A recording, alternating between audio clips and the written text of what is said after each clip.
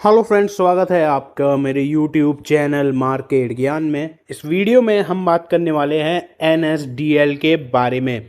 तो finally NSDL के quarter one के नंबर्स जो है वो आ चुके हैं। हम लोग ऑलरेडी क्वार्टर वन के नंबर्स पर जो पीडीएफ आती है कंपनी की तरफ से वो डिस्कस कर चुके हैं। तो चैनल पर वो वीडियो अपलोडेड है, आप जाकर देख लेना। वहाँ पर एक एक चीज़ की जो डिटेल में डिस्कशन है वो कर ली हम लोगों ने, लेकिन वहाँ पर हम लोगों ने परसेंटेज टर्म्स में डिस्कशन नहीं किया था। जो नंबर्स पीडीएफ में है वो डिस्कस करे थे। तो अगर आपको वो देखना, आप जाकर जरूर देखना ताकि आपको एक आइडिया लग जाए। इस वीडियो में हम लोग ये देखेंगे कि कल के दिन के हालचाल क्या रह सकते हैं क्वार्टरली रिजल्ट के बाद, और अब मार्केट एक्सपर्ट्स जो हैं वो क्या बोलते हुए नजर आ रहे हैं। बस आपसे एक ही रिक्वेस्ट है कि आप ज़्यादा से ज़्यादा वीडियो को लाइक कर दीजिए और शेयर करिए अपने जो भी रिलेटिव्स हैं या फिर जो भी लोग शेयर मार्केट में इंटरेस्टेड हैं उनको वीडियो जरूर शेयर करिए। और चैनल को सब्सक्राइब कर लेंगे तो आपको टाइमली वीडियोस जो है वो मिलती रहेगी। तो आज ओवरऑल मार्केट तो गिरावट वाली साइड में ही देखने को मिला, लेकिन एनएसडीएल का शेयर आज एक बारी फिर से आपको पॉजिटिव क्लोजिंग देते हुए नजर आया। जबकि आज एक बहुत बड़ा डिप जो है वो इस स्टॉक में आपको देखने को मिल गया था। इवन शेयर जो है वो आज यहाँ पर 1257 रुपए के लो पर भी पहुंचा था, लेकिन 1288 रुपए के आसपास यहाँ पर आज के दिन की क्लोजिंग हुई। एंड लगभग 1300 रुपए के लेवल या उससे ऊपर के लेवल पर आज ये 1350 रुपए लेवल कर आज यहाँ पर इसने हाई भी बनाया था, लेकिन लास्ट में थोड़ा सा ड्रॉप था। अब जब भी किसी भी पर्टिकुलर कंपनी का, लिस्टेड कंपनी का रिजल्ट आता है तो उसमें आपको अप्स एंड डाउन्स देखने को मिलते हैं, लेकिन जो रिजल्ट इसका आया है वो मार्केट आज के बाद आया है। तो जो इम्पैक्ट पड़ना है वो कल के दिन पड़ेगा इसके शेयर के प्राइस पर, और वो इम्पैक्ट क्या कुछ पड़ेगा वो अब हम इस वीडियो में जानेंगे। उससे पहले एक बारी परसेंटेज टर्म्स में जान लेते हैं कि आखिर एनएसडीएल के हालचाल जो है वो कैसे रहे। तो यहाँ आप देख पा रहे होगे कि एनएसडीएल के जो क्वार्टर वन के रिजल्ट आए हैं, जिसमें आपको कंज्यूमर प्रॉफिट आफ्टर टैक्स जो है वो आपको, जो कंसोलिडेटेड पैट है वो 15% से बढ़ गया। यानी कि consolidated part profit after tax जो है 15% से ईयर ऑन ईयर बेसिस पर बढ़ के 90 करोड़ पहुंच गया। जबकि कंपनी का जो रेवेन्यू है उसमें आपको ड्रॉप देखने को मिला 7% का। तो ओवरऑल जैसे कि मैंने आपको बताया था कि प्रॉफिटेबिलिटी वाले टर्म्स में, जो प्रीवियस वीडियो डिस्कस करी है ना उसमें हम लोगों ने डिस्कस किया था कि प्रॉफिटेबिलिटी के टर्म्स में नंबर्स अच्छे दिखेंगे, लेकिन रेवेन्यू के मामले में क्वार्टर ऑन क्वार्टर बेसिस पर चीज़ें थोड़ी सी डिप हुई हैं। एंड यहाँ पर चीज़ें जो है अपने सामने निकल कर आई हैं।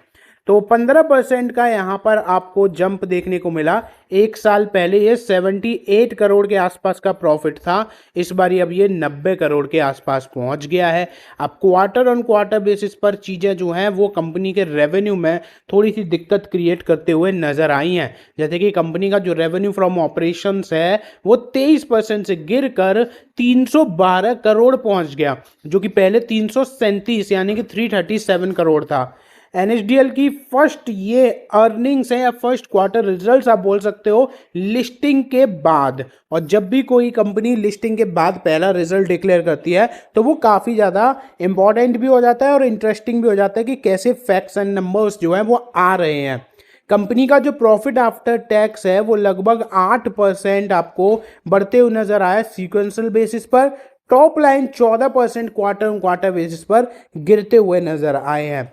बात करें, ये हम लोगों ने डिस्कस करा था, अब बात करते हैं सेगमेंट वाइज।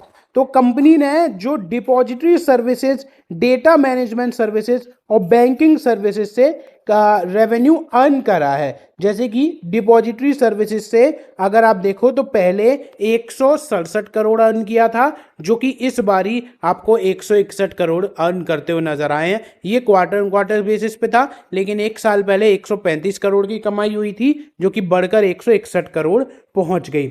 वहीं अगर हम डेटा मैनेजमेंट सर्विसेज की बात करें तो वहां पर 183 करोड़ का रेवेन्यू जनरेट किया है, जो कि पिछले साल 185 पिछले क्वार्टर 185 करोड़ था और पिछले साल ये 205 करोड़ निकल कर आया था। यानी कि कंपनी का डेटा मैनेजमेंट सर्विसेज में चीज़ें दिक्कत क्रिएट करते हुए नजर आई।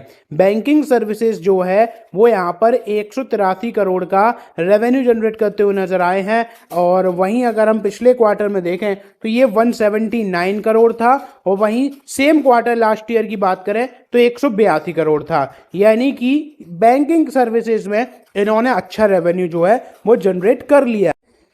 एक चीज और है जो हम लोगों ने उस वीडियो में डिस्कस नहीं करी थी, वो ये है कि डीमैट अकाउंट मार्केट शेयर्स जो है वो यहां पर आपको 15.5% के रन रेट पर इस बारी आपको देखने को मिला है, जो कि पिछले साल सेम क्वार्टर में 9.4 था। तो ये बड़ा, साथ के साथ कंपनी ने 4 करोड़ अकाउंट्स जो हैं वो क्रॉस कर लिए जून 2030 में।